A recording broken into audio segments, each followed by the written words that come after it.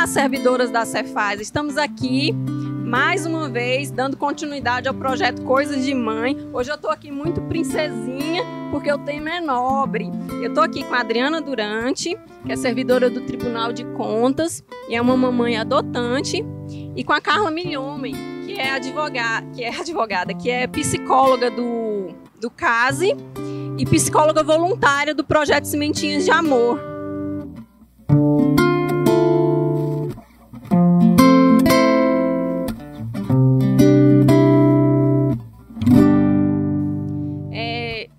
Vamos fazer um bate-papo hoje sobre a adoção. Vou começar aqui com a Adriana. Adriana, boa tarde. Como que foi para você a decisão da adoção? Boa tarde, Kerley. Boa tarde, meninas. A decisão da adoção, ela surgiu depois de muito tempo de tentativa de engravidar. Na verdade, na minha casa, isso nunca foi um tabu. Nunca foi, esse assunto sempre vinha à tona. Se não der certo uma gestação, a gente adota. E aí, na medida que o tempo foi passando, foram 8, 10 anos tentando engravidar. Passamos por uma inseminação, uma fertilização, vários médicos de todas as especialidades e não conseguimos gerar um bebê. É aquele motivo que hoje é muito comum e muito falado, da infertilidade sem causa aparente. Então, não tivemos um diagnóstico de problema. E isso hoje nos leva a crer que era justamente para que a gente tivesse realmente o desejo e a vontade cada vez maior de adotar uma criança. Aí, no ano mais ou menos de 2018, 2017, surgiu a possibilidade de adotar uma criança que estava disponível pela família de origem do Mato Grosso, só que não estávamos ainda na fila de adoção. E entendemos, meu marido e eu, depois de bastante orarmos, que deveríamos entrar realmente na fila de adoção para que fizéssemos o processo de forma legal. Buscamos o Poder Judiciário, entramos com o processo, juntamos os documentos necessários e entramos com o processo de habilitação para adoção, que é a primeira fase do processo de adoção. E aí, claro, o coração começou a bater mais forte e cada vez mais a gente tinha certeza de que o nosso filho viria do coração e não da barriga. É a chamada fila, né, Adriana? A fila de adoção, comumente chamada. Isso, é chamada fila de adoção. É necessário que pessoas, mulheres, homens, casais que desejam adotar, que desejam um filho que venha do coração e não somente da barriga, busquem o Poder Judiciário para entrar na fila de adoção, como você falou. E aí é necessário um período de análise através de psicólogo, através de investigação, para ver se aqueles pretensos adotantes têm condições de abrigar, de receber uma criança ou um adolescente. Esclarecendo que é chamado popularmente de fila de adoção, mas não necessariamente ela é uma fila. Tipo, chegou, tem o primeiro, o segundo e o terceiro lugar. Tem quesitos que são analisados e que te colocam à frente dessa fila ou não. Ok. Carlinha, como que foi a decisão pela opção da adoção? Como que você... Porque até onde eu sei, você não tem problema para gerar. Você conseguiria engravidar e ter um filho biológico. Então, por que a adoção? Então, Kerley, Adriana, muito obrigada por estar aqui com vocês, falando sobre esse assunto que é tão importante e deve ser falado na maternidade.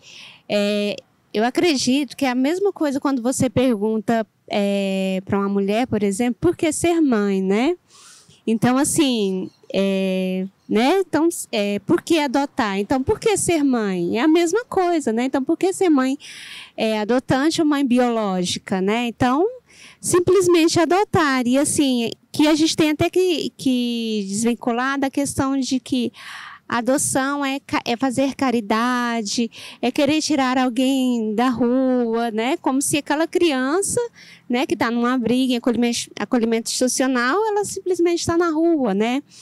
Então, né, por que adotar? Simplesmente pelo fato de você querer gerar ou cuidar de alguém, né, ou gerar de que, né, amor, isso, assim, de ver o desenvolvimento, o crescimento daquela pessoa, né? Você vai gerar um indivíduo que, como a Adriana falou, veio do coração e não da barriga. Por alguém. Isso, e outra coisa também, você desapegar um pouco dessa questão da genética, né? Do gene, né? De que, né? Isso vai influenciar no comportamento da criança, a criança vai ter problemas de, né, pode ter transtorno de personalidade, etc, porque você não sabe de onde veio, né? Porque a gente sabe que a maioria, né, das crianças que estão em acolhimento institucional, estão, né, para serem adotadas, elas veio, né, de lares onde elas passaram, né, por vulnerabilidade social. Então, assim, né, elas, né, não vieram de, né, provavelmente ambientes saudáveis, né, psicologicamente ou socialmente, né? Então, o adotar é simplesmente pelo fato de você querer ser mãe e ser mãe de alguém que você não conhece aquele gene, uma mãe, eu acho que com uma abertura muito maior, né, para poder cuidar, para poder amar, né?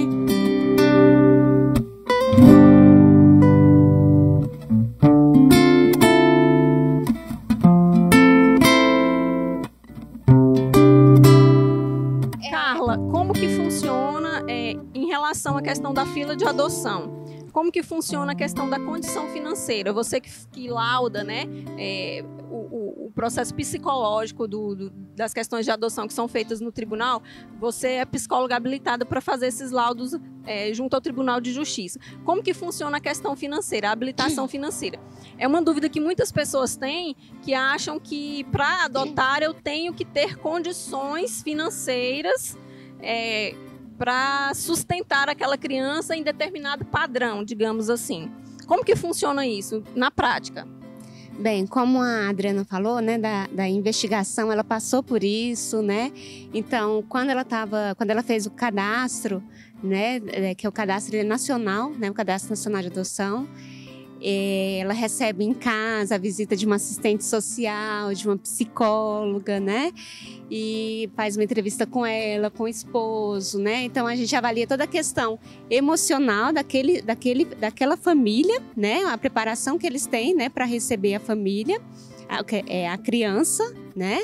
Ou adolescente, né, para quem vai fazer adoção tardia, e também a assistente social vai avaliar também a questão, né, social dessa família, que não indica necessariamente que a pessoa tenha que ter casa própria, né, que tem que ter uma boa condição financeira para adotar, né? Não se avalia isso, né?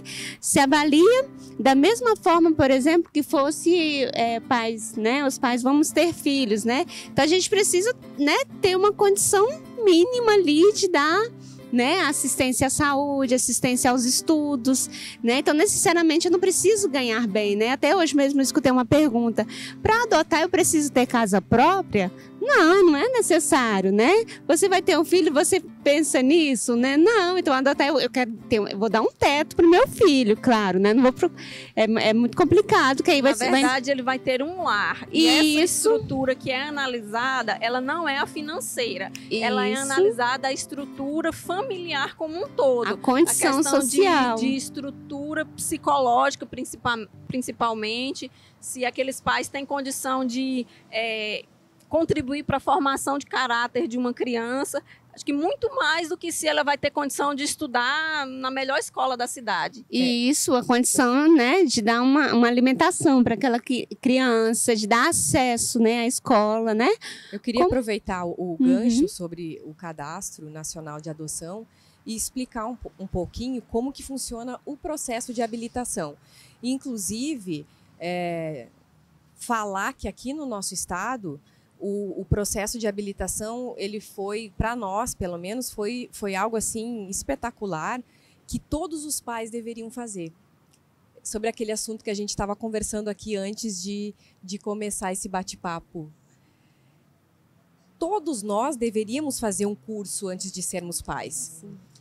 Né? Muitas vezes as crianças nascem, né? Os biológicos e os não biológicos, e não nascem os pais, né? Nascem apenas, a criança apenas nasce, você não sabe o que fazer com essa criança. Inclusive, isso é motivo de depressão pós-parto, né, Carla? Sim. E o processo de adoção, de habilitação para a adoção, tem uma fase que é uma fase de um curso para os pais adotantes, né? E esse curso, ele relaciona diversas perguntas, diversos questionamentos, ele é longo, é um curso longo de várias horas, com uma psicóloga e uma assistente social, e onde se avalia se a expectativa e a realidade, entendeu? Você imagina que você vai entrar na fila de adoção e, infelizmente, aqui no Brasil, o que a maioria quer é uma menina loira de olhos azuis, e não é essa criança que você vai encontrar. Então, é maravilhoso, deveríamos todos fazer, inclusive os biológicos, para entender que quando nasce uma criança, obrigatoriamente tem que nascer os pais, que vão ficar sem dormir à noite, muitas vezes, que vão encontrar dificuldades no que diz respeito a questionamentos, o que eu vou estudar sobre isso, sobre aquilo. Eu tenho uma opinião sobre essa questão, que a gente deve estudar para ser pai e mãe. Deve estudar educação sexual, deve estudar como tratar um filho, educação, a forma positiva, tradicional, enfim. Claro que na minha casa não vai ser a mesma coisa que na sua casa, mas é importante que a gente saiba que desenvolver uma criança ou um adolescente que já está institucionalizado, ou ajudar no desenvolvimento, é importante que a gente tenha condições emocionais e psicológicas. E o processo de habilitação para adoção, ele te proporciona isso, além dessa investigação do Poder Judiciário e do Ministério Público no seu ambiente, que leva em conta se você realmente tem condições. Pegando um gancho agora nisso que você falou, eu fui mãe muito nova. Eu fui mãe aos 21 anos de idade e sem planejamento nenhum, sem estrutura, inclusive emocional nenhuma. E eu me recordo que, à época, até me tornar mãe, eu tinha estigmatizado que a minha mãe era quase uma divindade, a minha mãe não errava. E quando eu engravidei, eu pensei assim, nossa, eu vou agora... E eu gerei a Maria Eduarda. Foi uma coisa que me deixou muito surpresa, porque em nenhum momento você pensa assim, nossa, agora eu estou formando o coração. Não, hoje é a coluna, agora é o pezinho. Então, assim, é uma coisa muito de Deus. Como você não trabalha... É como respirar. Gerar é como respirar. E é claro que você sabe que você está gerando, a pessoa tem seus genes, mas você não sabe como vai ser aquela criança que vem de encontro a isso que você está falando. Eu não sei se o meu filho vai nascer com problema, eu não sei se ele vai ser branco. Aí, não, mas eu sou morena, meu marido é moreno, não tem como eu ter um filho branco. Tá, e se seu filho vier com um problema, se ele de repente for albino, e aí o que você vai fazer? Você vai rejeitar a criança? Então, por que no processo de adoção você quer escolher a forma que a criança... Entendeu? Porque eu acho que o amor você não escolhe. Mas, isso é engraçado, né? A minha história, ela é um pouco diferente, porque quando a gente preencheu o nosso perfil de adoção, porque durante o processo a gente preenche um perfil, nós colocamos uma criança, um menino ou uma menina, branco ou negro, não importa a cor, mas a gente gostaria, e isso está no nosso cadastro, que fosse uma criança que não tivesse problema de saúde, né? Se tivesse me contado a minha história antes, eu ia dizer, não, eu não adotaria uma criança com problema de saúde. E quando o Pedro nasceu para nós, o Pedro, ele ficou 28 dias na UTI, ele ficou 10 dias entubado, foram 5 tentativas, só na 5ª que conseguiram extubar. O Pedro teve uma hipóxia cerebral, que é baixa oxigenação no cérebro. Ele teve 2 infecções generalizadas. ele tinha 11 meses e desenvolvimento neuropsicomotor de 3. Então, a gente já sabia de todas essas condições. E até a minha irmã falou assim para mim, minha irmã trabalhou na PAI durante muitos anos, e ela falou assim para mim, é engraçado porque você pode escolher, né? É diferente dos pais biológicos que não podem. Tipo, se eu gerar uma criança com todos esses problemas, eu não vou ter como não escolher não criar essa criança. E você pode escolher. Eu disse, mas não fui eu que escolhi o meu filho, foi Deus quem escolheu o meu filho. E eu tinha convicção, meu marido também tinha convicção que era o nosso filho. É muito sobrenatural isso, como tu disse. A maternidade, ela é sobrenatural. A biológica, né, você está gerando uma vida, todos os dias está crescendo ali na tua barriga. Mas eu me sinto privilegiada também, porque o meu filho foi única e tão somente escolhido por Deus. Não foi gerado por mim e pelo meu marido, foi gerado por Deus. Né? Eu sou muito grata a Deus também pela vida dos pais biológicos e quero ensinar ao meu filho que a mãe biológica dele fez isso por amor, porque às vezes, e infelizmente, pais biológicos não entregam os filhos para adoção pura e simplesmente por apego, entendeu? Por apego, não, eu não vou dar, eu não vou entregar, entendeu? Então eu louvo a Deus pela vida dos pais biológicos do Pedro, que tiveram esse desprendimento de entregá-lo nas nossas mãos para que a gente, assim, pudesse dar toda a condição de saúde para ele. Hoje ele frequenta fisioterapia, terapia ocupacional, faz vários métodos, Denver, estuda numa boa escola. É uma criança que desenvolveu super bem, que está quase atingindo a idade cronológica, né? E graças a Deus é uma criança que não tem nenhum problema. Mas quando ele nasceu para nós, a possibilidade é que ele não andasse, não falasse, né? Engraçado como o amor se constitui, né? Então, se você percebe que, eu tô até emocionada, que para amar você não precisa gerar. Não. Você ama porque você ama e pronto. E é como tu disse, é de Deus mesmo, porque como eu disse, eu não acreditaria se me contassem, antes do Pedro nascer para nós, se me contassem que eu ia gerar ou adotar uma criança com todos esses problemas de saúde. Eu ia dizer, não, a única coisa que eu não quero é uma criança com problema de saúde. E quando a gente viu o Pedro, a gente olhou e disse assim, é nosso filho, vamos buscar. E também, a gente sempre sonhou com Pedro, o nome dele já era Pedro. Então, assim, Carla, você que tá na iminência aí de adotar, de entrar com esse processo, você pode ter certeza que Deus já gerou esse filho no seu coração. Sim. E ele vai vir exatamente como você sonhou, porque é engraçado, foram 12 anos de oração, né? Então eu tive vários altos e baixos, várias revoltas, por que eu não sou mãe? Instabilidade emocional, né? Instabilidade emocional. Mas também cresci porque eu comecei a sonhar com meu filho, entendeu? E Deus realizou exatamente como eu sonhava.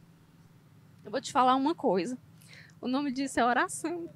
Porque quando você está gerando, você pede a Deus todo dia. Deus, a única coisa que eu não quero, eu não escolho se é menino ou se é menina. A única coisa que eu não quero é que meu filho tenha problema. Que é aquilo que a mãe que está gerando fala, eu quero que venha com saúde. Exato. Nada mais é do que o que você está expondo. Eu não quero um filho com problema. Mas se o teu filho vem com problema, você me acolhe do mesmo jeito.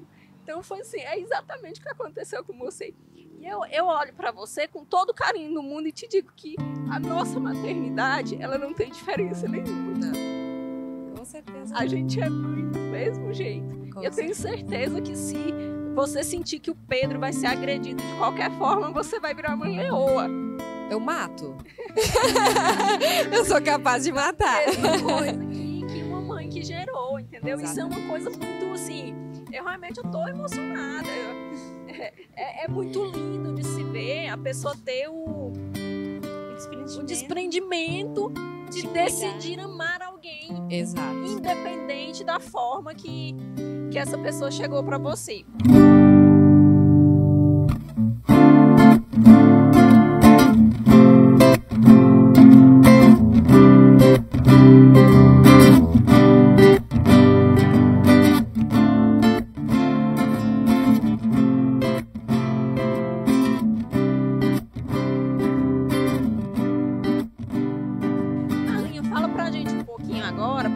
chorar também. Você é uma pessoa sensível.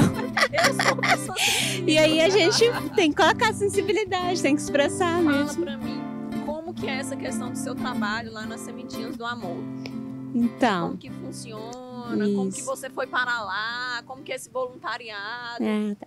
Certo. Eu fui parar lá. Isso teve contribuição também na tua decisão do processo de adotar a convivência com as crianças ou não? Foi o contrário, você já Não. foi porque você queria adotar? Já era antes disso, já.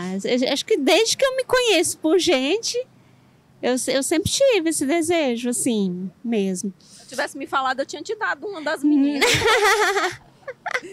Ainda há tempo. Adoção tardia. Ela não dá não, né? Então, foi por esse trabalho que eu faço já desde 2016. Eu sou credenciada no Tribunal de Justiça, né, para fazer avaliação de guarda, adoção, né? Então, e aí, nesses trabalhos, assim, então, assim, o desejo de adotar já era bem antes disso. E quando eu ia fazer as visitas, né, domiciliar para adoção, nossa, eu saía de lá, assim, cheia de coraçõezinhos, assim. Todas as visitas que eu realizei, as famílias estavam bem preparadas para adoção, em todas elas. Porque já tinham passado pela formação, já tinham passado pelo curso, já estavam decididas, né? E então, nesse trabalho, em 2019, eu tive um trabalho para realizar de guarda, né? De um casal que estava, né? Que tinha perdido as guardas, né? Que estava, né? Que tinham perdido a guarda das crianças. As crianças estavam em acolhimento institucional lá no projeto das Sementinhas, né? Fui lá, realizei esse trabalho, né, de avaliação àquelas crianças e me ofereci lá para a instituição, né, para fazer um trabalho voluntário clínico, né, porque lá já tem uma equipe que é contratada, né, a psicóloga que faz um trabalho de acolhimento institucional, trabalho social, né, que faz o acompanhamento da evolução daquelas crianças. Então, eu me ofereci para fazer um trabalho clínico. O que é esse trabalho clínico? Fazer uma escuta àquelas crianças, né, porque muitas não têm acesso né, e a gente sabe que às vezes tem um atendimento no município, né, pelo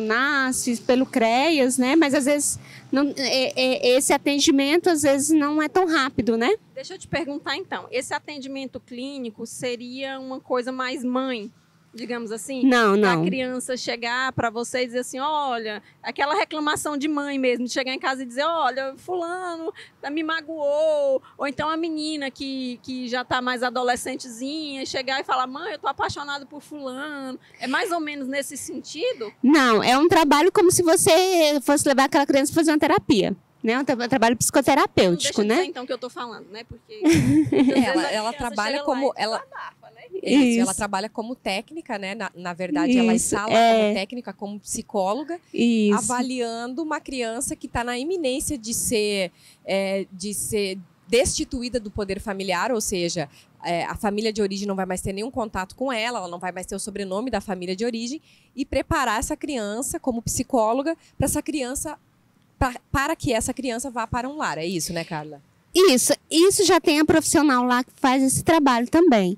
Só que o meu caso é mais assim, por exemplo, aquela criança está com problema de ansiedade, entendeu? Ah, entendi. Então, esse trabalho clínico é isso. Então, eu vou cuidar daquela ansiedade daquela criança, daquela demanda dela, ou aquela criança que a gente percebe que tem muito diagnóstico de TOD, que é o transtorno opositivo desafiador, né? Sim. Então, tem algumas crianças com essas demandas, né? TOD é transtorno opositivo desafiador. Isso. E é aquela criança que começa a, digamos assim, afrontar porque está com uma situação emocional de mágoa. Isso já acontece muito, né, com a criança quando tem uma família. Imagine quando ela não tem uma mãe. Eu falei assim, eu até entendo essas crianças, tanto que é revoltante você não ter sua casa, você não ter seu lar, mesmo que lá é uma instituição que tem toda a estrutura de um lar, as pessoas moram lá, que cuidam das crianças, né, então elas têm muito vínculo de madrinhas, né, então é um trabalho muito bonito que se é realizado lá, mas ela não tem, né, mesmo que se for para morar debaixo da ponte, ela quer ter um pai e a mãe. Né? A referência, como você disse antes. Isso. Né? Então, o trabalho clínico lá é como se ela fosse no consultório de psicóloga para fazer um trabalho psicoterapêutico, para trabalhar aquela demanda de ansiedade, ou, né, transtorno, o que a gente né? faz, né? Isso, depressão. A mesma terapia que a gente faz. É isso, então é para esse trabalho que a gente faz. Então, assim, a situação de vocês é distinta, porque a Adriana já era casada, já vinha tentando engravidar, mas eu quero te fazer uma pergunta específica agora. Por que a adoção solo? Por que essa decisão de adotar mesmo não tendo casado, não tendo... Por que eu estou te perguntando isso? Não é para te pressionar, não. E aí vai dizer, nossa, está pressionando a psicóloga. Não, não é. É porque é o seguinte, quando você tem um marido, um esposo, você tem com quem dividir as responsabilidades, as atribuições. Eu entendo que, é claro que pode acontecer a maternidade solo biológica também. O pai pode não assumir o filho, o pai pode morrer, né? E a mãe tem que assumir aquela responsabilidade. Mas a gente entende que isso é uma dificuldade maior. Então, eu entendo também que a decisão é uma decisão mais difícil. Como que é esse processo para você? Então, eu acho que é a mesma forma como se fosse biológico, né? Eu acho que não tem diferença, né? Porque às vezes a gente fala que, né, muitas mulheres, eu quero ter filhos, independentemente se eu casar, entendeu? Independente se eu tiver um companheiro. Porque às vezes a gente vê que às vezes não tem nessa sintonia assim do casal e tal. Pode acontecer, como você falou, né, de um, né, um ou outro, né, vir a óbito, né, ou de se separar, né. Então eu acho que não tem essa diferença. Então é simplesmente pelo fato de que, né, a gente quer cuidar de alguém, quer, né. Eu entendo que a preparação psicológica nesse caso ela é muito maior, porque assim eu sou mãe, eu sou casada e eu divido muitas atribuições com o meu marido. E eu não estou preparada. Mas isso é uma coisa assim que eu vejo amigas assim que não tem mesmo tendo marido em casa, não tem essa divisão, não. E a mãe realmente assume quase todas as responsabilidades. Isso. E mesmo com a divisão, se você não concordar comigo, você é uma exceção. Acaba que para nós mães a responsabilidade, assim, digamos, não a responsabilidade não é a palavra certa, mas as tarefas, elas são maiores, né, Kelly? Tu não acha? Elas são, mas eu vou te falar uma coisa, quando as meninas eram menores, era mais. Hoje eu falo assim, que eu uso uma expressão que é uma brincadeira, mas as pessoas riem, mas ela tem um fundo de verdade. Eu digo que é uma condenação à prisão. Primeiro você começa em regime fechado, você não pode sair de casa nem para trabalhar. Aí depois você passa para o semiaberto, você sai para trabalhar durante o dia e retorna à noite. Hoje eu já cumpri a minha pena. A Maria Eduarda já está com 19 anos, homicídio, pesadão a condenação. Tô livre já. Então, assim, tem esses parâmetros, entendeu? Não que eu deixe de cuidar dela, eu deixe de me preocupar com ela, mas aquela preocupação e tomada de tempo primária que tem quando a criança é pequena, eu já não tenho mais. Eu já não tenho mais que dar banho em ninguém, que me preocupar com o banho de ninguém. Elas são autônomas já. Se ela não comeu, a geladeira tá lá, o fogão tá lá, cada um se vira. Exato. Mas eu penso que no caso da Carla, e me corrija se eu estiver errada, mas como psicóloga voluntária de um abrigo e como pretensa adotante, que realmente ela falou aqui que ela tem convicção dessa decisão, que ela quer, sempre quis, ela já tem vários caminhos na cabeça dela, assim. Eu acho que ela já deve ter pensado, inclusive, tipo, não, nesse caso eu contrato uma babá, vai ficar tal hora, vai para a escola tal hora. Inclusive, um dos motivos que eu imagino a decisão pela adoção tardia deve ser essa, não pegar aquele primeiro processo, ele é realmente complexo. Aí, Kelly, nós fomos, meu marido e eu, instrumentos de adoção do irmãozinho do Pedro mais velho, de 5 anos. Porque durante o processo de habilitação para adoção, nós conhecemos um casal que queria adotar uma criança pequena e durante o processo de habilitação descobriu que não tinha condições de cuidar de uma criança pequena. E decidiram preencher, no último minuto do segundo tempo, o perfil deles com uma criança de 5 anos para cima. E aí surgiu a possibilidade de adotar o irmãozinho do meu filho, aqui em Palmas, né? O meu filho não é daqui, é do Pará. E eles adotaram o irmãozinho do meu filho, que tem 5 anos de idade. Por quê? Justamente para não passar pela primeira fase, essa primeira fase da infância. E outra coisa também, quando a gente coloca muito essa responsabilidade de que eu quero ter um filho e eu preciso de alguém para ajudar a cuidar, né? Isso é um gerador de ansiedade, até mesmo para um casamento, né? Então, assim, e até mesmo por um processo, se o casal passa por um processo de dificuldade no relacionamento e decide se separar, eles continuarem na relação por causa dos filhos. E isso vai ser prejudicial para quem? Para a criança, né? Então, quando você coloca essa responsabilidade em uma outra pessoa, não, isso é um desejo meu. Se algum dia eu vou me relacionar com alguém que isso também é o desejo dela, ótimo, mas isso não foi o desejo meu, né? E como a Adriana falou, quando a gente pensa nisso, a gente já se organiza aí na rotina para poder organizar tudo isso. Mas a gente não pode ficar preso de que para a gente poder cuidar de uma criança, para a gente poder, né? A gente precisa necessariamente de ter um companheiro, né? Então, isso não significa que tu não tem uma rede de apoio. Isso, da mesma forma. Família, sua mãe, seu pai, não sei, sua irmã. É o que eu ia falar agora. A gente enquanto mãe, independente da forma da maternidade, se biológica ou adotiva, o que é importante pra gente... Gente, por favor, eu sou rede de apoio de vocês, tá? Se vocês precisarem de alguma coisa, podem contar comigo. Eu sei. Eu busco criança em escola, eu já deixei as meninas com a Carlinha. Já. Quando acontece alguma coisa, a Carlinha vai dormir lá em casa com as meninas já fazem terapia coletiva com ela. Então, assim, a gente tem muito isso, sabe? Carlinha é minha rede de apoio aqui em Palmas. E é importante isso, contando um pouquinho da minha história. Eu tinha uma séria resistência em pedir ajuda para as pessoas, né? Eu sempre fui desde criança, minha mãe fala, passei por um processo psicológico para começar a entender isso, por causa também da maternidade. Minha mãe fala, você sempre foi independente. E aí eu cobro que ela cuidava mais da minha irmã do que de mim, porque a minha irmã tinha vários problemas de garganta, vivia com febre, e eu nunca tive febre, sempre fui sozinha e tal. E agora, quando o Pedro chegou, há 3 meses atrás, na verdade, nem foi agora, nem foi quando o Pedro chegou, vai há 3 meses atrás, eu disse, mãe, por favor, vem pra cá, que eu preciso de você. Foi um tabu quebrado dentro de mim. Porque eu admiti que, tipo, nossa, eu preciso de ajuda. E às vezes, Adriana, quando você gera também ansiedades e angústias, e acontecem coisas na sua vida, e às vezes você não tem pra quem pedir ajuda.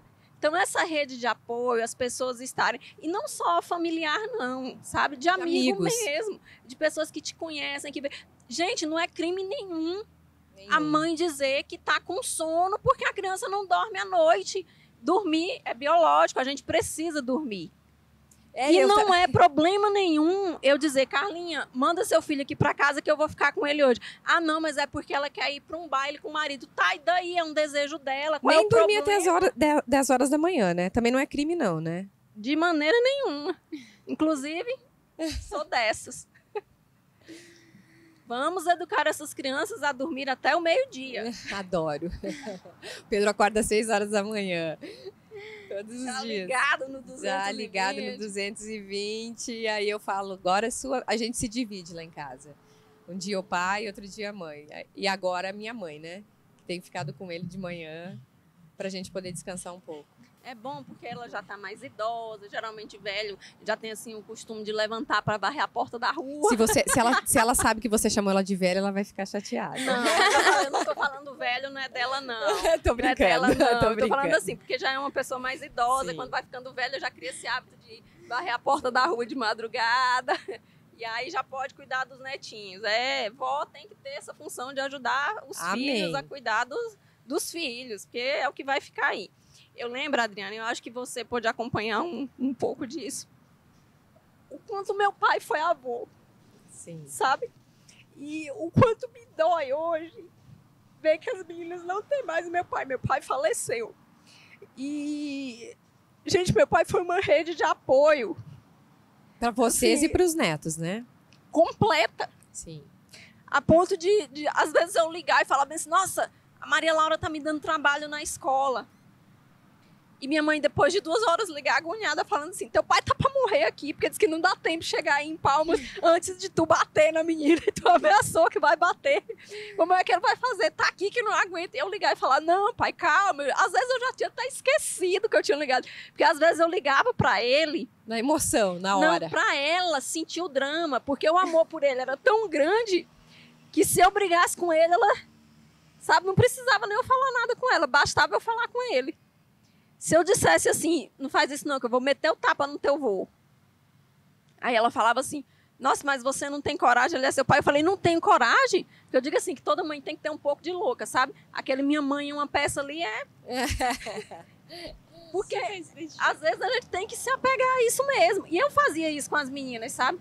De às vezes elas estarem brincando lá, eu chegava, meu Deus, estava só a graxa, a casa só a graxa, tudo destruído. Eu falava assim, vocês vão morrer. Sujeira mata. E elas começaram a chorar, meu Deus, eu vou morrer. Então, assim, acontecem algumas coisas que, às vezes, você gera até, digamos assim, certos traumas e certos pânicos nas crianças, mas eu até me entendo hoje, eu tenho um certo carinho por mim, porque você imagina, o dia que eu cheguei com a Maria Luísa da maternidade, a Maria Eduarda, que é a mais velha, tinha 3 anos, e eu tinha a Maria Laura no meio com 1 ano e meio. Então, eu tinha 3 bebês. Caramba. Nesse dia eu sentei com as 3 e chorei. Eu falei, meu Deus, eu não sei como é que eu vou dar conta. E a minha família toda em Gurupi e eu sozinha aqui em Palmas com o Alex que tinha que sair para trabalhar, porque o homem não tem licença paternidade, deveria.